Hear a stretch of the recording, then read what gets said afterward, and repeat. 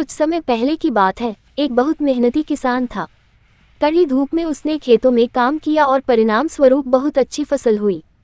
फसल को देखकर किसान बहुत खुश थे, क्योंकि फसल काटने का समय आ गया था।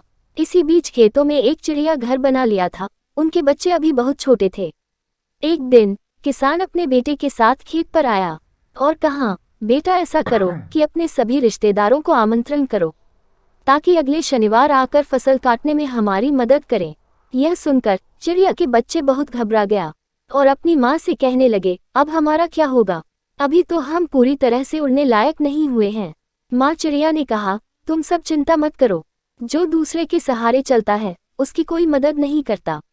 अगले शनिवार जब बाप बेटे खेत पर पहुंचे तो वहां कोई भी रिश्तेदार नहीं था। दोनों को बहुत निराशा हुई। फिर पिता ने बेटे से सभी रिश्तेदारों को फिर से आमंत्रण करने के लिए कहा। इस बार भी चिड़िया ने अपने बच्चों के साथ बिना डर कर वहां खेतों में रहा।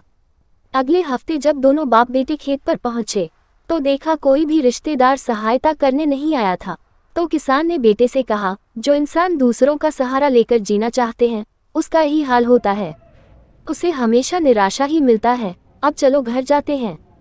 कल सुबह हम फसल कटने का सामान लेकर आएंगे और इस फसल को हम दोनों मिलकर काटेंगे।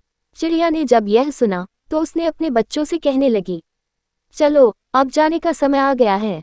जब इंसान खुद का काम खुद करने की प्रतिज्ञा कर लेता है तो फिर उसे किसी के सहारे की जरूरत नहीं पड़ती है और ना उसे कोई रोक सकता है।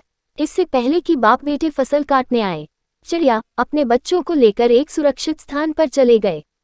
फिर बाप बेटे दोनों मिलकर खुशी से फसल काटी।